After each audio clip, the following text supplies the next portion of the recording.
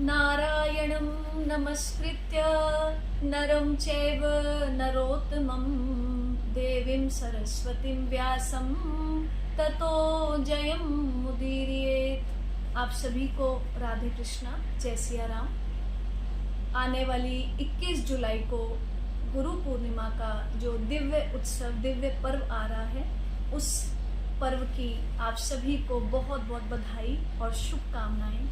यह तिथि गुरु पूर्णिमा का जो पावन दिवस है, हमारे गुरुदेव को ही समर्पित है। इस दिन सभी अपने गुरुदेव का स्मरण, अर्चन, वंदन, पूजन इत्यादि करते हैं और करना भी चाहिए, क्योंकि सद्गुरु की कृपा के बिना इस संसार से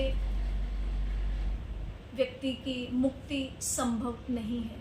श्री भगवान गीता जी के माध्यम से उपदेश देते हुए समस्त मानव जाति को कहते हैं कि तद्विद्धि प्रणिपातेन परिप्रश्नेन सेवया उपदेक्ष्यन्ति ते ज्ञानम ज्ञानी नस्तत्वदर्शिना। कि हे मानव, अपने गुरुदेव के पास जाकर के उनसे प्रश्न कर, उनकी सेवा कर, क्योंकि वो तत्वदर्शी हैं, मुझको प्राप्त किए हुए हैं।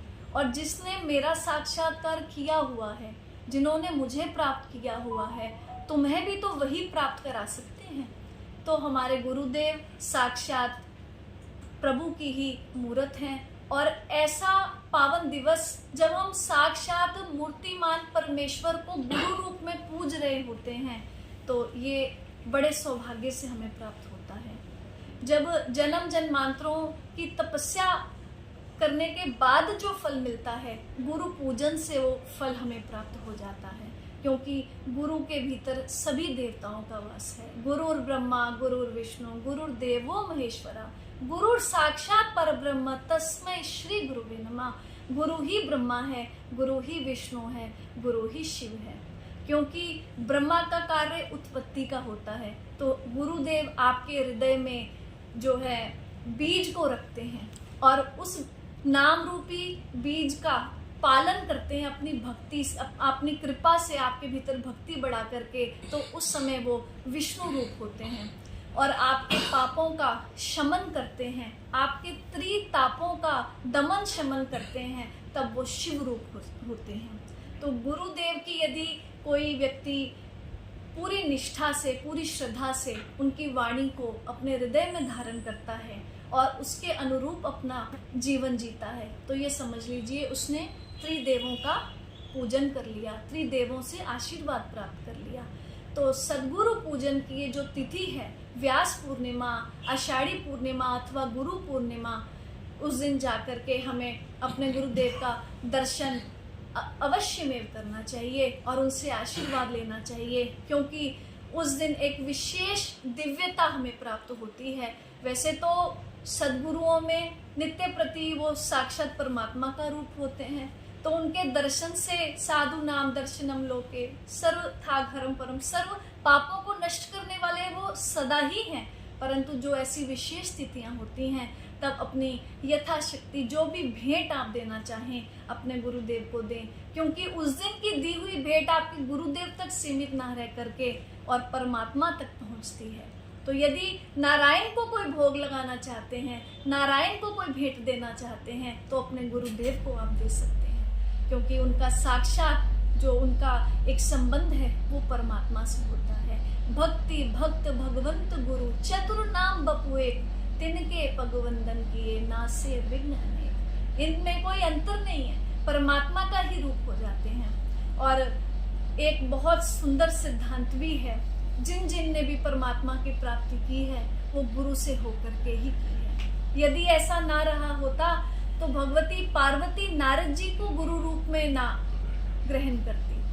चाहे आप शिव भक्ति करते हैं, विष्णु भक्ति करते हैं, श्री राम जी की भक्ति करते हैं अथवा कृष्ण भक्ति करते हैं, किसी भी रूप में आप परमात्मा को यदि भजते हैं, यदि खाटू श्याम के रूप में भजते हैं, तब आपको गुरुदेव की सन्निधि से होकर के ही आप परमात्मा को प्राप्त कर सकते हैं। और हम बड़े दिव्यता से संपन्न हैं। हमारा जो इतिहास है, हमारी जो भगवान की कथाएं हैं, उसमें तो ऐसे ऐसे उदाहरण रखे हुए हैं। खाटू श्याम बार्बरिक थे, परंतु गुरु भक्ति के कारण आज वो खाटू श्याम हो गए। तो बार्बरिक से खाटू श्याम तक का जो सफर है वो गुरु कृपा से ही संभव हो पाया है। और भाग्योदेन बहुजन्म समर्जितेन, ये कब प्राप्त होते हैं संतों का संग? जब अनंत जन्मों के आपके पुण्य फलीभूत होते हैं। और गोस्वामी जी भी कहते हैं कि तेसर कटु तुम्बरी समतूला, जे ना नमत हरि गुर पद मूला।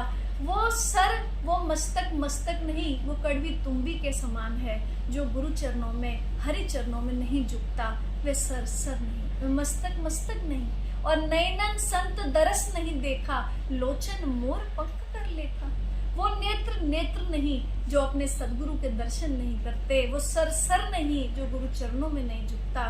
तो आइए अपने 21 जुलाई को जो व्यास पूर्णिमा का पावन पर्व है, हम सब अपने गुरु महाराज जी का दर्शन करें, उनका अर्चन वंदन पूजन करके और उनसे अनंत कृपाओं को और श्री हरि की भक्ति को प्राप्त करें। क्योंकि भक्ति संतों के हृदय में रहती है। भक्ति का जो पूरा कॉपीराइट है वो भगवान ने संतों को दे दिया। और संत कौन है? वो भगवंत का ही रूप है। संतों में और भगवंत में कोई अंतर नहीं होता। और ये जो भक्ति है, जो सायुज्य मोक्ष है, अथवा जो 5 प्रकार की जो मुक्तियां हैं, उन सबसे ऊपर भक्ति को स्थान दिया गया है। इसीलिए अब इस व्यास पूर्णिमा पर आप सभी को मैं पुनः शुभकामनाएं देना चाहूंगी और यही कहूंगी कि आप अपने गुरुदेव के पास जाकर के उन्हें नमन करिए और उनसे आशीर्वाद करके और उनका दर्शन करके अपना जीवन धन्य करिए। और आप सभी के उज्जवल भविष्य के लिए श्री हरि के चरणों में प्रार्थना है। और आप सभी को बहुत बहुत साधुवाद। जय श्री कृष्ण।